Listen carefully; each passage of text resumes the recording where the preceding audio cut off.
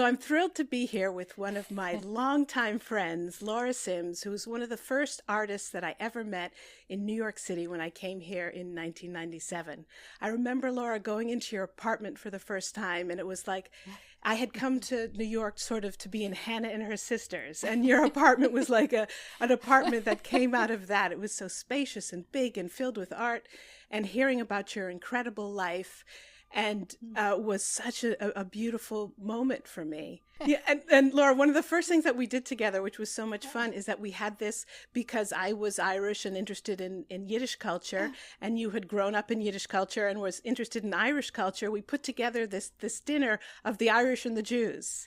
Oh my God, in a Middle Eastern restaurant, which is still one of my favorite, called Salam. And that was my favorite evening in the restaurant. I think that we thought we would just have a sort of simple conversation for, an hour. But I think we closed the restaurant down because it was so fascinating and so alive. And there was one woman playing the buran and Zev Feldman there talking about Yiddish music. What really blew my mind about you at first was that, my grandmother, Annie, had been a traditional Irish storyteller, and she had, she was just incredible. And I didn't know that there were people that weren't people's grandparents that, that had a profession telling stories. And you were the first person that I met. And then you introduced me to all these other storytellers. And it was fantastic. And whatever situation or whatever problem I came to you with, you would rip out a folk tale from some corner of the world to give me advice on how to get through it. And it was always very soothing. But of course, what was always remarkable about you is that it wasn't that I gave advice, but that you always have the capacity to, in any situation, bring your insight and your creativity and some kind of faith in something. It wasn't that it was a religious faith. It was more like a spiritual knowing that was filled with immense appreciation. I just know that about you. When I would go to see plays that you were doing in these very sort of dank small theaters, near 42nd Street on West Side, or it was always a it was not that you were seeking a career for fame, but you were living your passion. But Laura, you were my model for that. You were the first adult person that I met who lived on what we call it, faith, or the magic, or the belief that an artist's life follows this kind of rhythm where you trust your instincts and somehow you stay alive and pay your rent.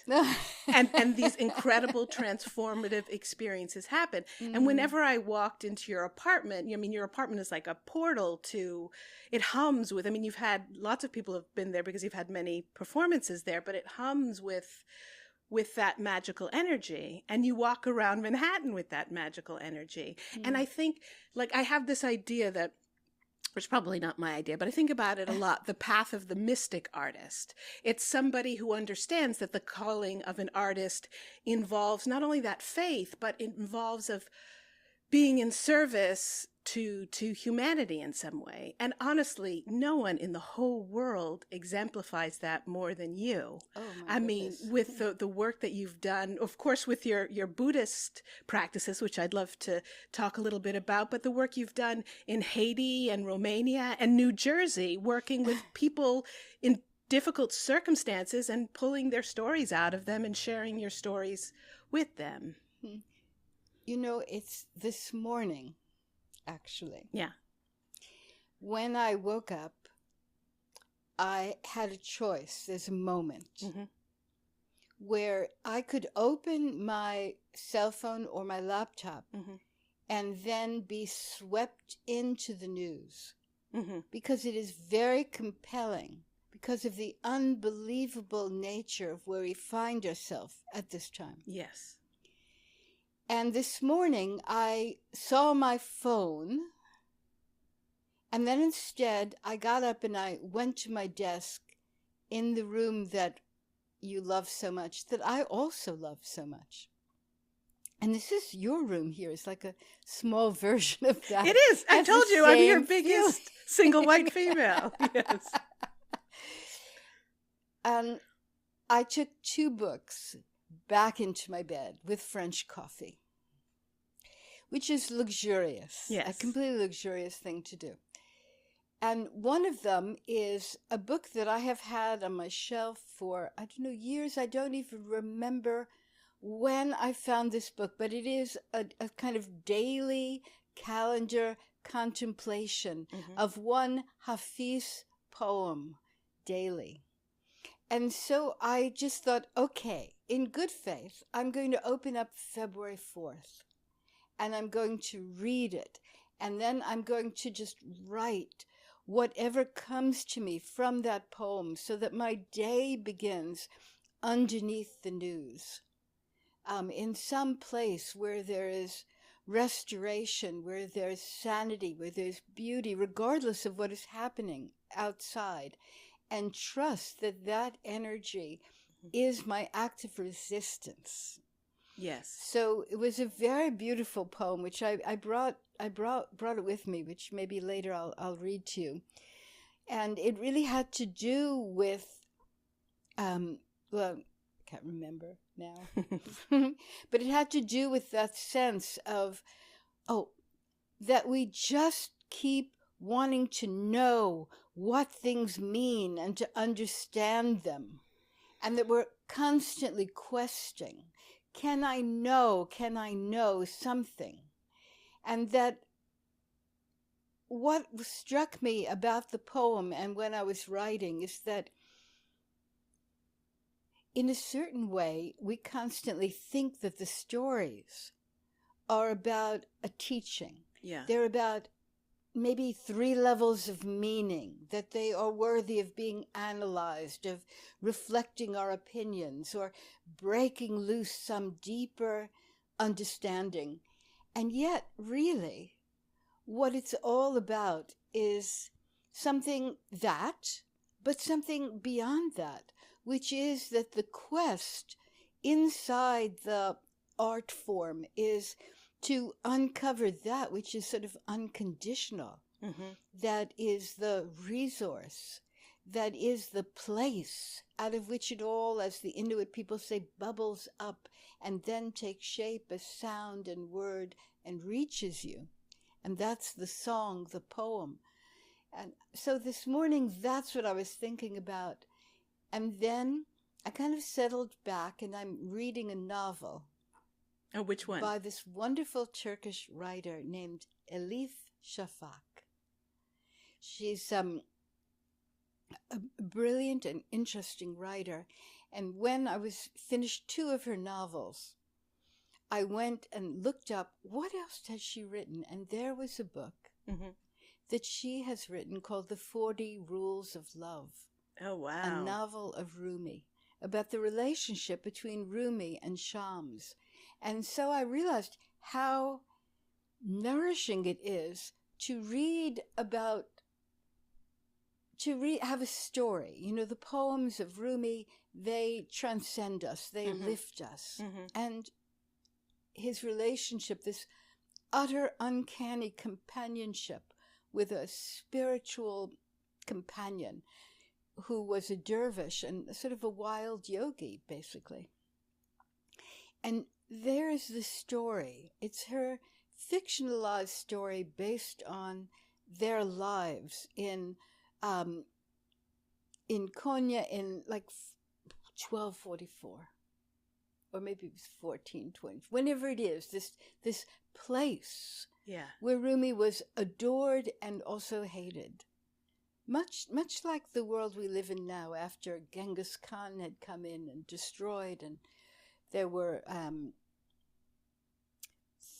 religious fanatics who thought he was a madman because he believed that joy and song and passion was to be savored rather than to be suppressed. But that's interesting. That's kind of like the role of the artist, right? Someone who is adored and also hated, because the artist is always triggering the deep emotions that most of us go around without exploring. It's like the hidden is made visible. Yes. But it's done in a certain way that is irresistible, so that even if you don't agree, you actually experience it. Yes. And I think that's what triggers the mad people of the world into a kind of violent frenzy against it. Yes. Because it is what's been suppressed and hidden. You've spent your whole life trying to ignore, and yet there it is in its raw, palpable form, rising up and scratching at you, exposing something. Yes. And I love how, so your morning practice, which is sort of, it's both a spiritual and an artistic practice of reading other inspiring writers and then writing what you have to say. Would you? Well, it's like being in conversation. Yes. Being in conversation. And finding writers who transcend the tyranny of chronology and yes. See that in the ordinary world there is magic, which you've always been committed to as well, then I'm validated at some place to keep making this quest. Yeah. And by tyranny of chronology, do you mean the tyranny of plot? In some way I do. Plot for itself. Yeah.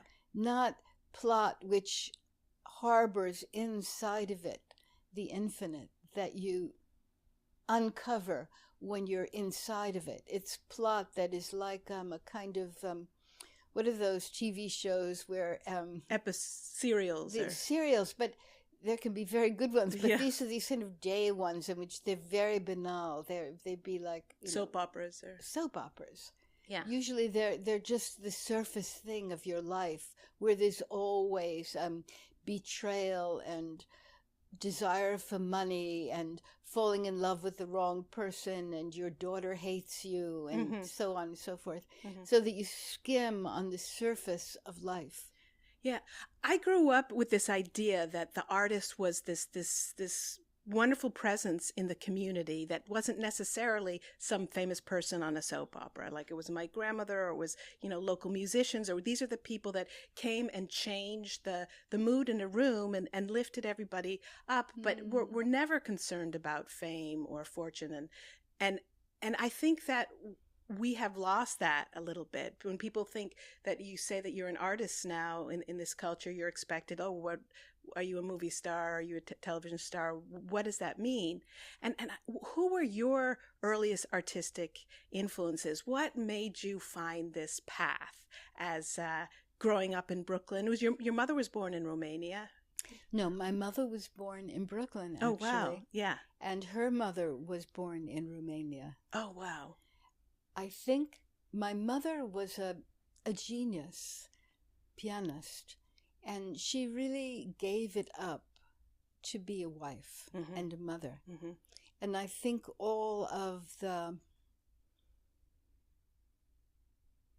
confusion of her adult life was the suppression of this place inside of her. When I was 11, my mother had a stroke, a crippling stroke. And I can remember after that coming downstairs and my mother would be sitting at the grand piano, which her mother had bought for her, actually. It was in our living room. And with one hand, she would play these Hungarian csárdás and weep. And I understood that passion was really who she was and that it was suppressed. And I think I made a commitment to it. In fact, when I was very, very young, I can't remember, I think it was even before my mother's stroke, a neighbor across the street had a daughter who became a dancer. And this was a little bit, shady if you were a Jewish family that your beautiful daughter should become a dancer. And she was best friends with Alvin Ailey, who at the time was young, thin, good friends with Thelma Hill. And she got married, and over the second floor of the synagogue on 15th Avenue, they had this amazing party, and with musicians, African, Haitian, klezmer musicians. And I was just in awe of this dancing, this ecstatic dancing that occurred even my mother and father, in their conventional way, were dancing. But early in the morning, the mailman, who in those days, the mailman was your personal friend, brought, announced what they were bringing, had coffee in the kitchen, and told us that she had gone with her new husband. They were driving to Mexico and were in an accident. He had been killed. Yeah. And she was physically really damaged for the rest of her life. And she was in a bed that was like a crib in the household directly across from us. My mother would send me there to entertain her, to read to her, to eat with her, to talk with her. But Alvin Ailey and his friends, because they'd all danced, were in the backyard. And it would be playing like what I recognized later as kind of Haitian rah-rah music. And they would all attempt to create this new modern dance that brought together, kind of the sort of modern dance that was happening at the time and African dance. Mm-hmm. And I would climb over her body, sit on the windowsill, with my hands under my chin, and listen to this music, which lifted, you were saying, the artist lifts you, changes the mood. This young woman would never quite walk again, but she too, we were lifted. And it sort of drowned out the sort of general sense of tragedy that lived in our street. I mean, in my household, where there was a kind of little civil war going on between the Romanians and the Poles, and my mother being the daughter of, Romanian rabbis, and my father committed to the peasantry of Poland, whether this was true or not, the differences they had. And the just ceaseless arrival of Holocaust survivors in our neighborhood. Wow. And this music, I just understood that whatever I did in my life, I wanted that. Maybe I was never going to be a dancer or a musician, but that quality of energy, that's what I wanted in my life. That quality of energy, that's really beautiful. And I remember you tell me that you would sneak out of your home in the middle of the night and go to the West Village and see performers. And well, I think you've exaggerated that. I didn't sneak out particularly. Snuck out to go around the corner in the basement with these guys who were in this kind of creative, they were poets and gang members that I snuck out to. Yeah. But it was Gary Hoffman down the street. Gary and I are still friends. He was my boyfriend from when I was 11 years old. Wow. And is he an artist now? He is an artist now, but he became a kind of Hollywood film producer. So he made made money and imagine. But later in his life, now he really loves to write plays. It was always very admiring of me and what I did, but of course I was admiring the fact that he had money. But anyway, he took me to hear musicians, jazz music, at the Village Vanguard. Wow. When I was 16. Wow. Then I heard Nina Simone. Oh my God. I had no idea who she was, but just the sense of anticipation in this audience. We were obviously the youngest people in the age. We were sitting at a table in the back and they served us wine, which was so risky and marvelous. And then this kind of silence of this woman coming on the stage. Almost as if she was a reed at the center of an ocean, and just standing there, and almost like swaying, and a voice of the person who booked everything at the Village Vanguard. I forget his name now. A Jewish guy, in his jeans with a ponytail, and he would say, "Ladies and gentlemen, I give you Nina Simone." And I just remember the feeling in the audience that happened, the energy, the cool warmth of waiting for her, and then her sitting down, and it was a very I had never experienced this. I think it's what you introduced me to with Luba Bulov's husband. He would stand on stage and be almost like say nothing for the longest time. But that's what Nina Simone did. And then her hands almost dripping with energy over the piano. And then all of a sudden, this voice that rose up out of her. And I've just changed my life because it was the ultimate fulfillment of what I experienced in that backyard, what I knew as a child playing, what I sensed in the secret life I had, in this household that was like so many Jewish households in those times, filled with secrets. Yes. And maybe it's the same with any traditional household, that there's kind of secrets that are not spoken when you come from another place. Yes. And you have lost something. Yes. So that, I just remember that evening coming back on the train, that I'd never heard a voice that completely was like the inside of reality, was so beautiful. Black, black, black. I can't sing like her, but, and this kind of, I don't know, hypnotic but present quality of being. Yes. And at the few times when I have felt that in my life, it's like, oh, I got it, that was it. But you can never hold on to it. It's like you always have to wait, because as an artist, you can summon it, but it has to come. It's a meeting. Yes. And are you talking about when you've been on stage? Yeah. Yes. Those few times where I think, oh, that was it.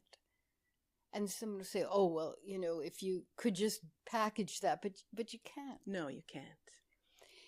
And I think that's where meditation was very important to me, because all of those meditation retreats and also the summers with Tibetan teacher Chogyam Trungpa Rinpoche, where it was all based on art, the arts and awareness, called, Dharma art, where we would spend hours, placing a flower. Oh, wow.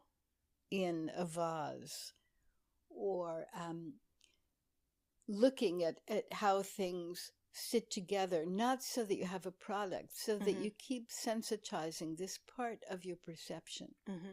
How did you go from, being excited by jazz in the West Village to becoming a storyteller and collecting stories in Ireland and Africa and Romania, all over the world?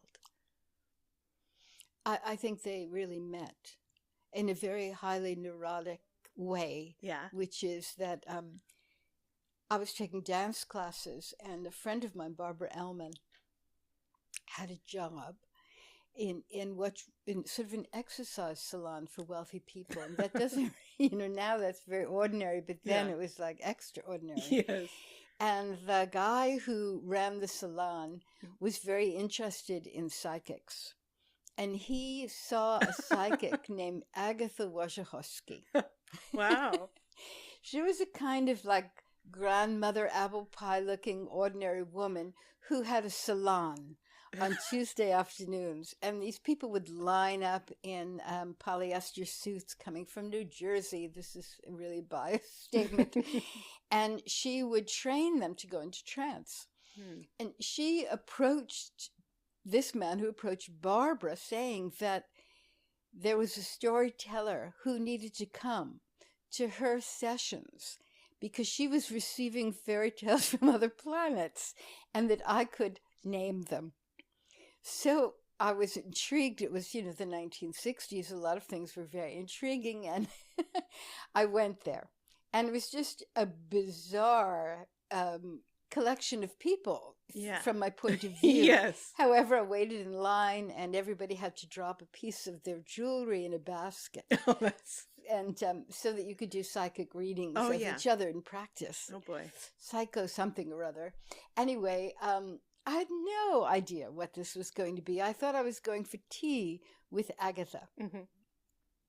But what did happen that day was that this little old woman came into the room, kind of like, like your Hungarian grandmother or something, who ate too much challah bread. And round, she sat down, and then she just made us sing like a ridiculous song, like some of the men, and da da da da da da da, and these people were singing very energetically, and then all of a sudden, a little, and whoever she was channeling came in, and then she went around the room, and she gave everyone a message. And then after that, you put your hand in the basket, and you took something out of the basket. And I don't remember what the first message was, but I think that she told me that I'd be coming back. And afterwards, I had tea with her, and I received these completely chaotic fairy tales. They weren't really fairy tales. But anyway, I gave them titles because, I liked her. And she let me listen to tapes of people speaking from other planets. I mean, I can't remember any of those things. But what I do remember is that I put my hand in and I had a ring, a very thick, man's ring. And it was coming around to my time and everybody was talking. And I just felt compelled. I had to say something. And I made up a story. And I just said, well, I'm holding the ring of a man whose brother is dying in Ireland. And next week he will go to visit and he'll be with him while he's still alive. And suddenly I heard sobbing. And a man across the way, just kind of like Irish taxi driver kind of guy, said, oh, I just got my ticket. Wow.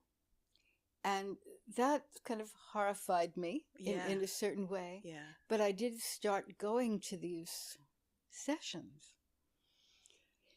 And so, meanwhile, I did have this relationship to jazz music, which I was enamored with, and I got a job as a roller skating waitress in the Tin Palace jazz club on the Bowery. Yeah. And it was the kind of place where, after like 11 o'clock, 12 o'clock at night, Pharoah Sanders would come. Or, oh my gosh. All these great musicians would come and they would play. And I would stay because it was just incredible. It was also that time. Yeah.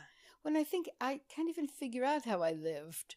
But I think New York was very different in those times. And I had like multiple odd jobs, like putting glue on the back of paper and making pads and this warehouse somewhere in Soho and just odd things. Yes. And then this job as a waitress. Yes.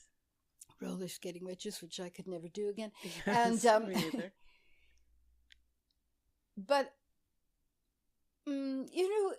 oftentimes these musicians would become boyfriends for a few weeks. Oh, how exciting.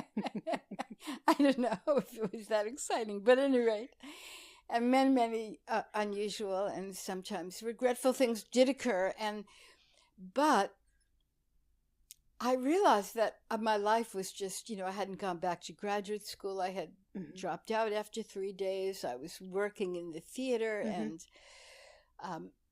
so I decided that I should go to see a therapist because all of these relationships were always with saxophone players. I have a friend who loves drummers. It does go like that. Oh, yeah, yes. I think it does go. And there was one drummer. Anyway, but one day when I was at Agatha's, I wanted to see a Jungian analyst because I had read, I was reading C.G. Jung and about fairy tales and symbolism, and I thought the best that I could do was to go and get a Jungian analyst, but I wanted to see a woman because I didn't want to confess to a man what really was going on in my life. Yeah. But there was whenever I had a woman, she always had to cancel for some reason. So this particular Tuesday, I finally agreed to see a man. And I was at Agatha's, and when she was doing her psychic go-around, she told me that I would never come back again, that I would hear the name of my guru. The idea of having a guru was so alien to me. Mm-hmm. And she gave me his initials, Mm-hmm. and that she really was thankful to me and wished me good luck. Mm-hmm. I went out and realized I didn't have enough money to get on the train, so I hitchhiked down to 10th Street. Yeah. And got to about, 14th Street. Yeah. And the driver asked me out on a date, and I said, "And what do you do?" And he said, "I play the saxophone." So you knew then. And I jumped out of the van at the stop, Yeah. sort of raced to therapy. Yeah. And it was this wonderful man. And as we're talking, and I'm telling him this story, and also about my passionate love for the music and Yeah. becoming a storyteller. Mm-hmm. And he said, "Oh, you'll like this. I went to a Buddhist ceremony." And I was so uncomfortable. First, he was very good looking. Mm-hmm. And I was really uncomfortable. I almost asked That's a him. terrible quality in a Almost asked him if he therapist. played the saxophone. And then he was wearing a red string. And being sassy, I said, "What's a man doing with a red string?" And he said, "Oh, this is a string that I got in the Buddhist ceremony. And I met a real king and a real prince. This will be interesting to you." And he said the name, which was the very letters of the alphabet that Agatha Wojciechowski had said. Wow. TRGPA, Trungpa. Mm-hmm. And the room, it was like in books that I read, the room just became white, just pure white. And I said, "What kind of ceremony?" And he said, "Bodhisattva ceremony." I said, "What's a bodhisattva?" And he said, "That's someone who, before you're born, vows that you will devote your life to relieving suffering, and you will be reborn over and over until there's no suffering in the world." And I stood up and I just walked right to him and I said, "That's why I'm here." And then the whole thing shifted and I found myself standing there. And he said, "Well, maybe you should go here for meditation instruction, and maybe that's why you came." Wow. And then the next night I went and got meditation instruction on 14th Street and 5th Avenue in the same building where I was taking classes from Joe Campbell. Oh, wow. But on the fifth, the sort of 5th or 8th floor of that building. So it's when you can only make your story when you look back. Yes. But I see that the mystical, magical call of your path has been right there from the beginning. Well, it has been right there from the beginning. The sort of absurd earthiness of it, Mm-hmm. the ordinariness of it, the Mm-hmm. neurosis of it, and the brilliance of the gifts. Mm-hmm. Because if anything, I look back, I think, whenever I feel regretful and I think, "Oh, I should have finished graduate school because then I could have a job," Oh. or something like that, then I think about the things that happened that were immense gifts. Yes. That really made me a storyteller. It Yes. was like I accepted it. Yes. And, your storytelling certainly from the time that I have known you has been so intertwined with activism and going to different countries and sharing stories with people or children and adults in crisis. Was that at the beginning of how did that come into your work? I think it slipped in Mm-hmm. unexpectedly, but I do think it was always there. Yeah. When I was in college, and I was incredibly shy, Mm-hmm. so I wasn't in the theater in college, but I had a job. You had to have a volunteer job Mm-hmm. through this philosophy course that I had. My teacher, by the way, was a Buddhist, and I was really intrigued, but I couldn't comprehend what he was talking about, but I couldn't stay away from it. And he set me up telling fairy tales, basically, in a psych ward in Binghamton, New York. Wow. And I was there with autistic children, deeply disturbed children. And I basically just liked them. Yeah. I just liked them. Mm-hmm. And I began to, I had read a lot of fairy tales as a child. So I began to tell fairy tales. And I realized that even though the children would be very engaged with whatever they were doing, a boy endlessly making keys and interrupting me and saying, "When I'm a man, will I carry keys? When I'm a man, will I carry keys?" Or other, people just sort of pulling the stocking from my leg or touching me or whatever it was. And with all of that, they were listening. There was a kind of comprehensive awareness in the midst of so much going on that occurred through the story. It was as if the symbology that these kids were living out was also the way that the fairy tale communicated, but I didn't understand this at the time. Yes. And I remember once the psychiatrist coming in, he was sort of disturbed by the quality of attention in the room. Wow. That was there. Yeah. And it intrigued me that I didn't become a storyteller then. I became a storyteller, and I always tell this story in Central Park accidentally. I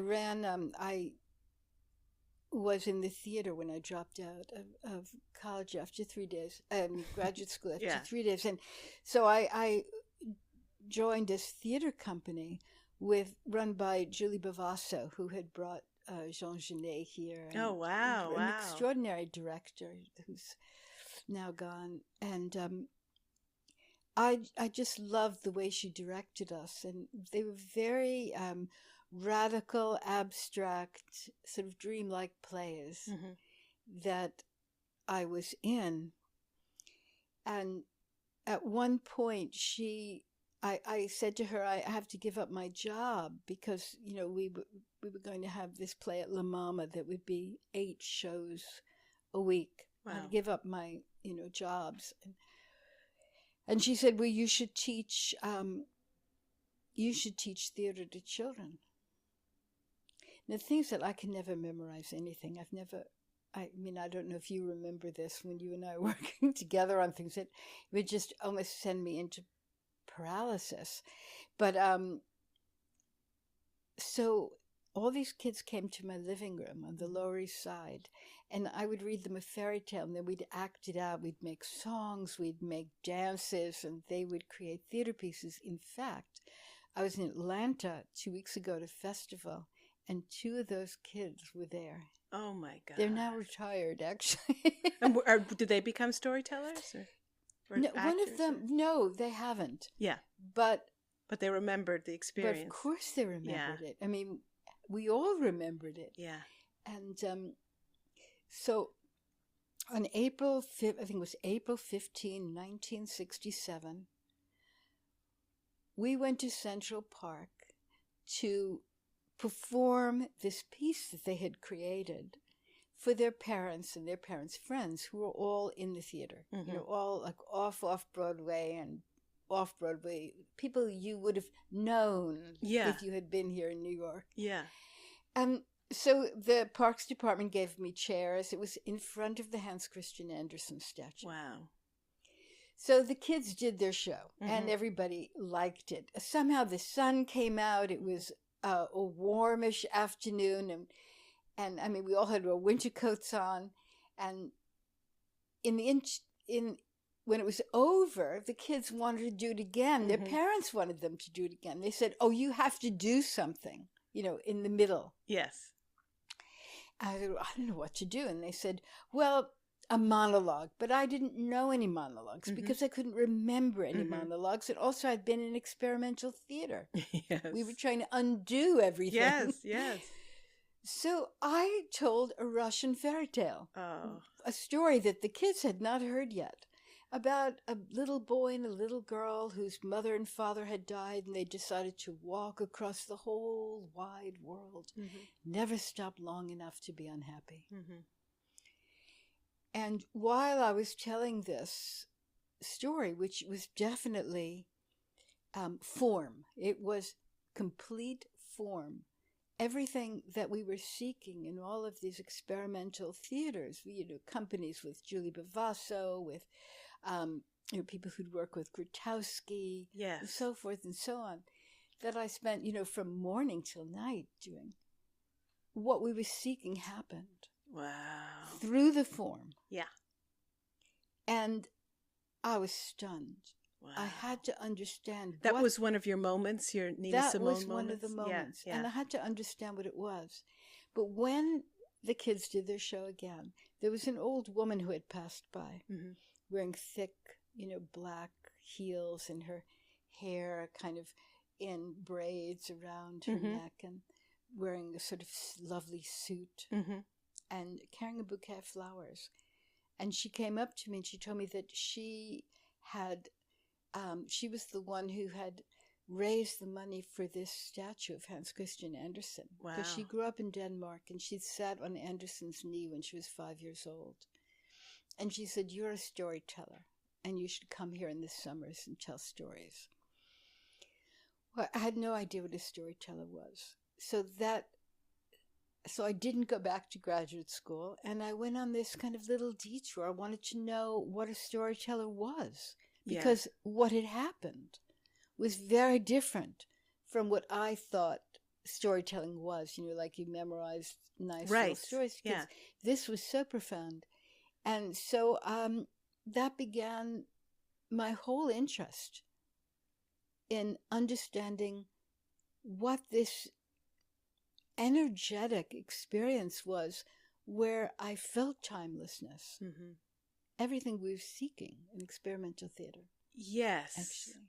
Yes. So that's how it sort of began. It's just, when I think about these things, I think I could write this like a fantasy story almost, but it was real.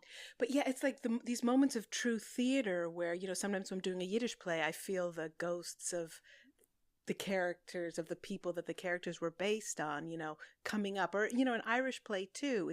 It's like this ritual that, even if we're not conscious of it, is connecting to other times and spaces and histories. It's like a portal that becomes timeless, as you say. Yeah, the veil is very thin. Yeah. But we think it's very thick. Yes. In fact, we think it's not a veil at all, but there is only that. But we know it's not. That's right.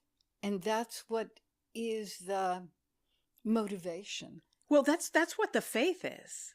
Yeah. Because we know we're not making these choices alone. That the way you were pulling stories from the air, or secrets from the air, in with your psychic friend, Right. it's just, and then the fairy tales being the summoning of the collective unconscious that could bring, those children a new way of communication. And it's very beautiful to me how you've always been able to allow yourself to be led by people from the other side of the veil. I think I the whole times that I tried to avoid it or reject it. Yeah. And then it would happen again. Yes. Or my rejection of it was actually an enactment of it. Yes. Because it was a kind of compulsive behavior. Yes. Whereas then something else, like, why was that happening? Mm-hmm. Well, I think this, when I was thinking about this interview and our being together today, I was thinking, it's so easy to talk about the past. Yes. And the storytelling. Mm-hmm. But at the moment, what we're talking about is no longer a possibility or something I imagine, but I know it to be real. Mm-hmm. And not only that, I know it to be the ultimate resistance. because it's keep using the word faith. It's a faith that when that energy is accessed, that's where change happens. Yes. And is it a faith in artistic creation, artistic practice, or just in that if we do our side of the work, the other energies will come to push us through the rest of the way? I'm not sure, because I'm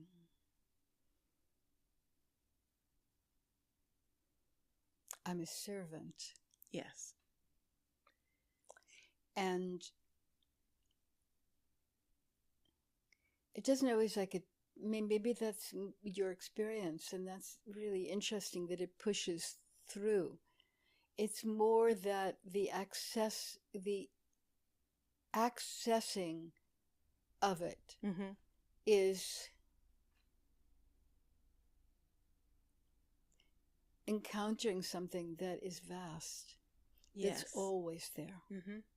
And that doesn't mean that the ordinary is not there. I mean, so what that I access that? I still have to pay my rent and have to put my shoes on, and can I really find the second glove or? Yeah. Do you think it's two different worlds? Like, we access this kind of beautiful, creative knowing, and then we have to pay the rent and put on our shoes.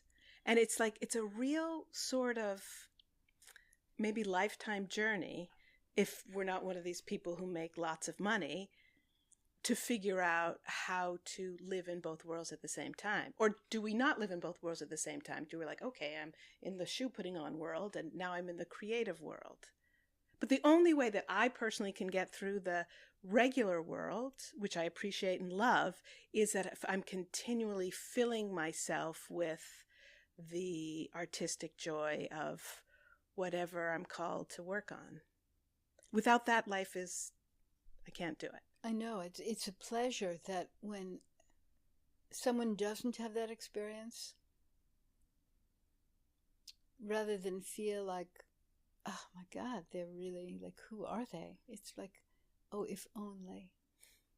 Because if everyone had that experience, which I think is the indigenous experience. Oh, I love that. Then you don't have these kinds of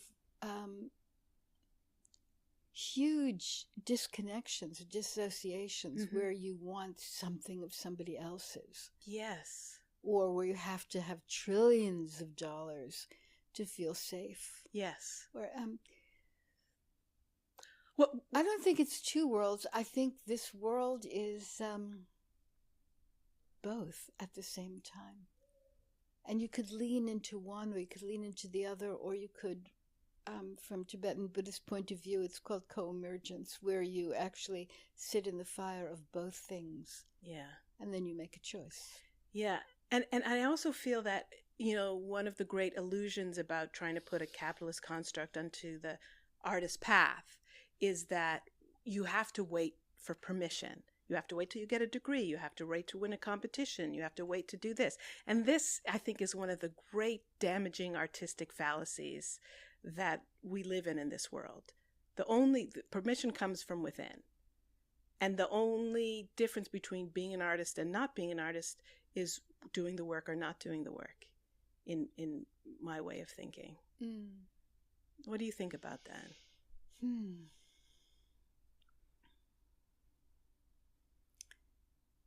Yeah, I think it's telling the same story that I'm telling. Mm-hmm. When I was in the summers at Naropa University, where Trungpa Rinpoche was giving these Dharma art talks, he always talked about art as ordinary being. That's so beautiful. And so this idea of the artist of being a very special person, almost could be, like a mad person. Yeah.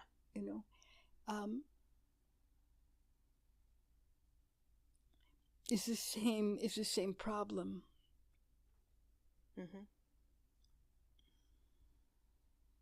I mean, the world is dreaming us. But we have to live with the time and the place, sort of like where we land. You know, like at the beginning of a fairy tale is never really the beginning. You know, all these other things must have happened to get to this place. Mm-hmm. And Yes. here we are. Yeah. And we're in this turbulent, dissociated frenzy of, you know, needing money and wanting money and identity. I mean, it's absurd. Well, it is. It's unnecessary. Yeah, yeah. But because it's made so necessary, there are aspects of it that if I ignore, I would be out on the street. Well, yes. We come up against this on a daily and yet basis. There's some kind of, as I'm getting older, some kind of, it's not faith, but some of trust that if I pay attention, that things do meet you in the world. Yes. That I don't need to, I don't even know how to negotiate it, which is interesting, you know. Yes. That I don't know how to negotiate wealth. Mm-hmm. Because it's absolutely not the wealth that I find pleasure in or that allows me to help other people. Yes. But sometimes I do need money in order to create situations for other people. Yes, it's convenient. But it's just this, I'm not sure I'm answering your question properly. No, you are. You're answering it beautifully. But it's interesting for me to hear you say that this is a growing trust that you have that you will be met. Our needs will be met. But when I first met you in the 90s, you personified and exemplified somebody who was living already with that trust, that this is how the artist life work. The people who you're supposed to be with come in and go out. And one thing, you get the signs like, oh, I must go to Ireland and study these folk tales, or I should go to Africa and study these ones. I mean, how did you end up going all over the world collecting? Well, I wasn't going all over the world Okay. collecting stories. Yeah. I was more being invited to be in festivals and telling stories. And Yeah. it was very accidental that I would find stories. Uh-huh. I know there were whole periods of time where suddenly I had nothing. Mm-hmm. And it was frightening. Mm-hmm. Because I realized I was ignoring something. So I had to, it was a kind of combination of, okay, I have to regard this. I have to regard this as real. And at the same time, I have to, the energy of creativity and communication, I have to really savor it because it's that energy that opens things up to happen. And when you had nothing, you meant like your jobs disappeared. The jobs disappeared. Yeah. I had cancer. I had no funding whatsoever. Yes. I was divorced. Yes. And it was like everything slid away. Yes, I have experienced that too. Yeah. But it seems to be, but I love your point on it. It required a inner transformation from you. Yeah, and some respect for the forms that I do ignore a lot of certain things. Yeah, me too. And it's not that I even devalue them, but I think I ignore them because there's some kind of fear of them that I have. Mm-hmm. But there are things that I don't care about. Right. Like friends of mine who made lots and lots of money by teaching storytelling in corporations. Yeah. And I tried it, and I was very good at parts of it, but I think my bear claws always slipped out. Yes. Out of my underwear would come a silver icon. You'd accidentally stab. Like I somehow always was revealed. Yes, as an imposter in the corporate space, which thank God. I was like a bacteria that had to be removed.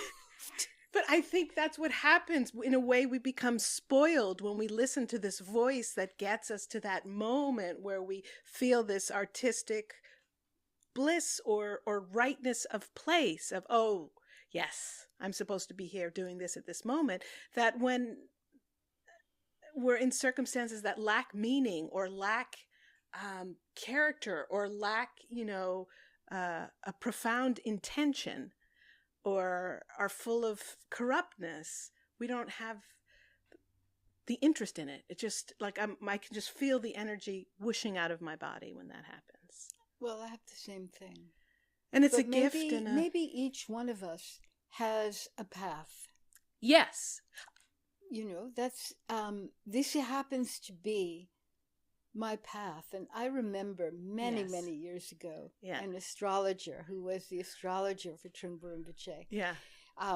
He stayed in my house. He was in New York doing something, and I gave him a room, and so he gave me an astrological reading. Oh, cool. And I remember him saying, if you ever lose touch with the spiritual base of your work and your life, everything will be gone.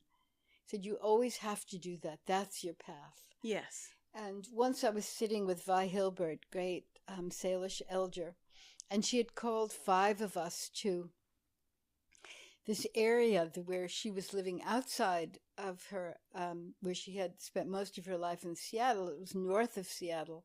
And she lived in her daughter's house that was across from the, Skagit Mountains of her ancestors. And we were there for 5 days, and she basically she was quite in her 90s, and she was giving us all our assignments for the rest of our lives. Basically, the other 4 or 5 people, she gave them assignments and native names and gifts. And I was sitting there thinking, what about me? I was thinking, and so I pretended that it didn't upset me. And I said, well, how come you're not giving me a native name and you're not giving me an assignment? And she said, well, you didn't do anything for my people. And I was devastated. And I said, I didn't realize you wanted me to do that. She said, no, I never wanted you to do that. That wasn't your job. And I sort of eked out, well, what was my job? She said, well, your job is to keep alive the spirit of story. And I eked out again, what is the spirit of story? And she said, let's go out. So it was winter, by the way, and the earth was cold. It wasn't like a bird in sight. No self-respecting bird. I don't know where they went, but they definitely were not going to be out there freezing. Yeah. And we went out on the porch, and she had on her kind of like, I don't know, schmata dress. And then over that, she put this immensely beautiful, Salish robe. And, but all of us trailed behind her without even putting our winter coats on. And out there on the porch, there's her, sort of a student or an uncle or somebody who came out spontaneously with a large drum, and he began playing the drum. He was down below. We were on the porch, and Vi was just standing there. And then all of a sudden, she began to chant these healing songs that I recognized from a tape she had once sent me and said, keep this. It's the healing songs of my grandfather. She was singing, and she put her hand out, and like out from the blue or the gray, the sort of silver gray blue of cold winter sky, came a crow in the palm of her hand. And crow for the Salish, much like raven for the Inuit. And then from like every direction came birds. All of a sudden, hundreds of birds, all on the cold ground. And as long as she kept chanting, and the drum was playing, this crow was in her hand, and I had not a single thought in my mind. And when the drum stopped, and all the birds flew, and then the crow flew, I felt like I should say something, because she had said, I'm going to tell you now what your job is.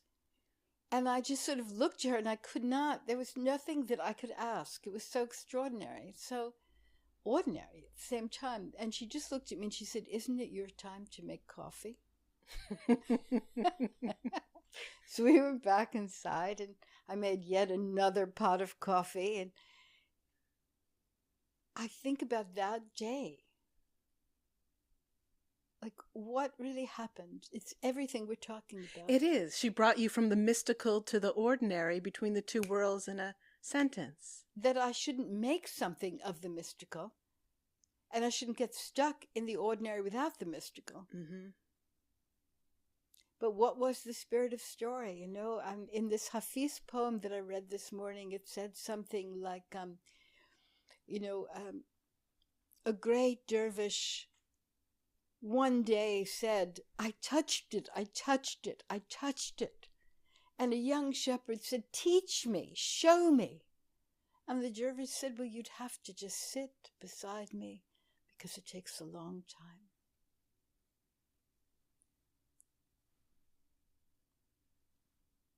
It just, there is some inexplicable aspect to it. The same as if I tell a story, I have to really study the structure and the chronology of the story, not enhance it with all kinds of explanations and blah, blah, blah. But I need that map so that the mind is held. And when the mind is held in this reciprocity of engagement, then the other can, like you called it, a portal. The portal just is naturally open. Yeah. And the experience is had. That's what I knew that first day in Central Park, but it's taken all these 60 years to be aware of it. Yeah. And not make a big deal out of it. Because it's actually the ordinary world.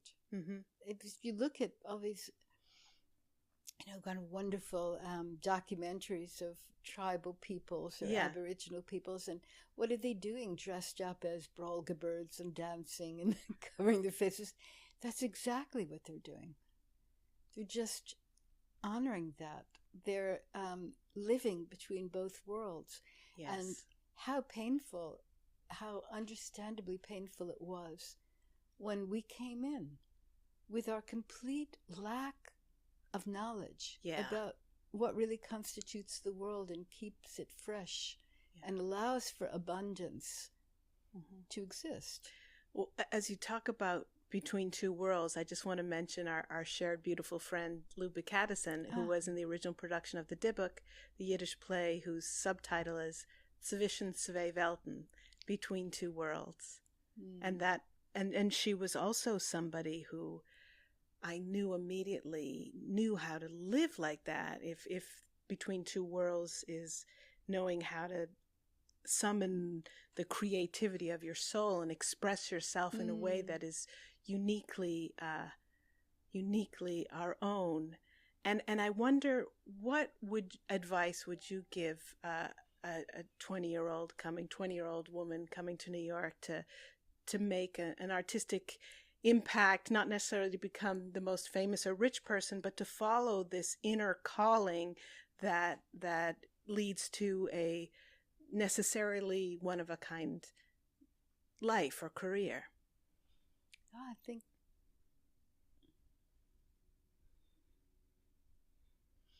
to slow down, to really slow down, so you sense when you're authentically there. And then you discern, you have intelligence. Because if you and I really, we can live 100% like this, but at the same point, you have to have discernment of who you're talking to. Yes. Of not doing harm to yourself and others. Mm-hmm. But that discernment, that slowing down, I remember working with a group of people, training them to be storytellers, so-called. But really what it was is, how do you give people an experience that's already there, but that they've ignored, so that you have that sense, so that your sensitivity of relationship and communication is alive. That is the source. That is creativity. Then everything you do, it's a pleasure to put two words together that have a quality of that doesn't abstract you, but have a quality, living quality of something that comes through. Beautiful. I think, all the structure, when I'm teaching, first I begin with the structure of the narrative, but then I deconstruct it so that you understand what are the footprints, and then you gain the capacity to let your feet disappear and let the soil speak. Well, I know from experience what an incredible teacher you are, and having read so many of your books and listened to your recordings and even seen you in so many places perform live, but how would somebody study with you? My favorite class I've ever taught is what I'm teaching now, and it's called The Great Story Immersion. And so it is small. I no longer teach classes that are 28 or 35 people. It's I keep it to between 10 and 16 people. And we work on one story together. It's a very collaborative process. I was doing 7 to 10 day residencies, and I'm going to begin to do that again, I think, because having the time and space to really learn the mechanics that liberate you to experience this, what you're calling mystical. Yes. Which you need both in order to function. You Yes. need, like before we began, we went through all of this kind of, stuff of like when the sound is working, where are the lights. Yes, we did do that. We did do that. You need all those things in line. Yeah. In order to allow you need time to experience timelessness. Yes. So there you get back to once. There's a lot of discipline in timelessness. Once upon a time, and we always gloss that over. But once upon a time is the most profound beginning. Yes, fado. Yes. Right. Yes. Gili bili. Yes. It's impossible. Yeah. Because it doesn't exist. And that's how it begins. That's how these stories begin, by alerting us to listen. And I was once in a junior high school where there had been a murder that occurred. And I was called to come in and tell stories. And just without asking any questions, I kind of agreed and went over there. And it was completely and utterly chaotic. Because there was fear, everybody was sort of thrust out of their ordinary experience. There were rumors about what had happened, who knew who had committed the crime or anything else. And I was in an auditorium with all these kids, and they're bouncing basketballs and hitting each other and carrying on. And I'm introduced as if, I'm a pill for the whole thing, and stood up and nobody was paying attention to me. Oh, God. And I just sort of listened, and I had to listen not through the filter of, oh my God, why did I agree to do this? It is so chaotic. If I could get out of here. I didn't even ask if I was going to be paid. I wasn't even sure I put my shoes on. I mean, the whole thing was just, there it was. And I just sort of settled down, since nobody was paying attention to me. And I began to just listen to it all as sound. And then into that sound, into this tumultuous ocean of sound, like an instrument in an orchestra, I just said into the microphone, you may not be listening, but I'm going to tell you a story, and I think you're really going to like it. Once upon a time, and the room became, to my utter astonishment, it got quiet. And I cannot explain this to this day, but there was something about being with it. And not against it. It reached. I've seen you do this many times, of quiet a room in a sort of fearlessness by not going up against what is. Well, maybe that's a clue to our lives. Go on. Not going up against what is, because what we're talking about is the pleasure of just being. Yes. Yes. A deep presence. And that's what you make happen. Yeah. I was in Atlanta. You mean that's what an artist makes happen? That's what, well, in our, well, person who is really communicating from the heart makes that happen. But I do feel, I mean, it's a part of me feels this incredible compassion, because I was in a demonstration a few weeks ago, and my favorite sign was "See you at Nuremberg." Yeah, it's a good one. Yeah. Because I think, well, that's where this is heading for sure. It will be that way if the earth lasts. Yeah. You know, if we don't completely destroy everything. Yeah. But when that's going to happen is a question. Yeah. But while we're in the midst of this, it is our job as playwrights, as storytellers, as writers, as actors, as cooks, restaurant owners, teachers, mothers, fathers, to really speak from a place of integrity. Yes. Yeah. And stay awake. Like Rumi said, awake. Mechik labdran, awake, alert, awake, alert. Yes. Well, yes. And the artist helps us stay awake, or creating helps us stay awake. Yeah. It wakes us up. Yes. And the artist also creates the possibility where you can refresh yourself. It's like a sanctuary. You go into the theater, and if it's not just a sensational rah-rah play, that there's something happens, and when you leave you feel refreshed, so you can go back into the world refreshed. That's the role of ritual and the role of theater. It's always been the role. You reconnect with something. Yeah, that's very true. And Laura, if I wanted to take a class with you, I would. How would I go to laurasims.com or? Yeah, you could do that. Yeah, that would be the best way. Or, you know, just write to me and ask.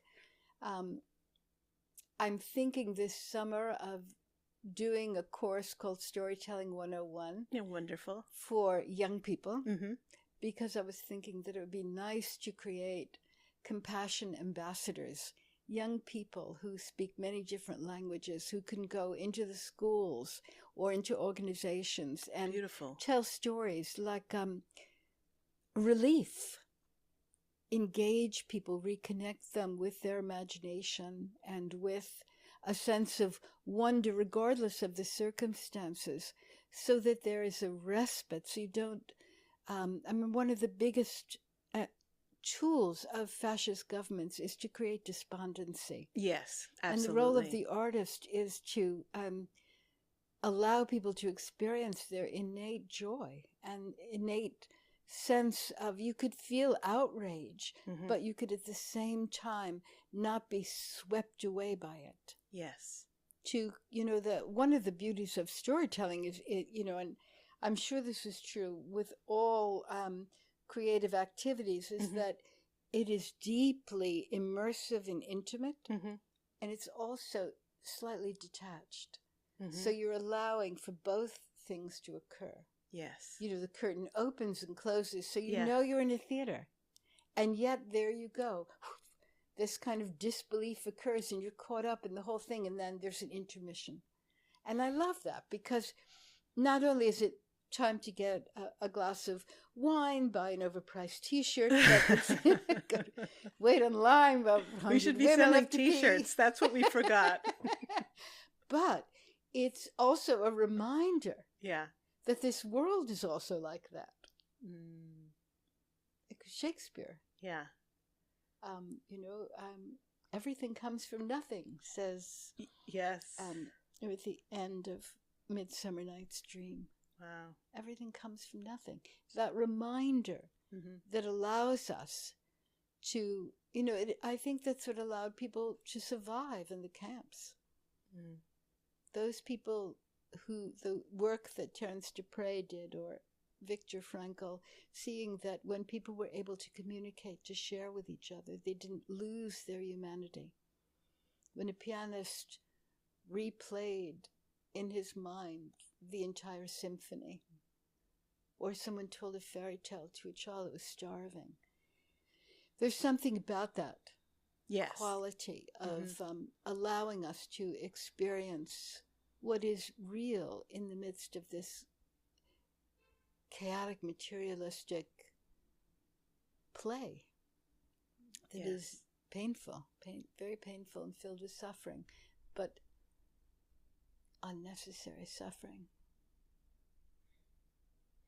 Well, thank you so much, Laura. This has just been an incredible hour and a half chat. Is it an hour and a half? Yeah, we did great. Sure.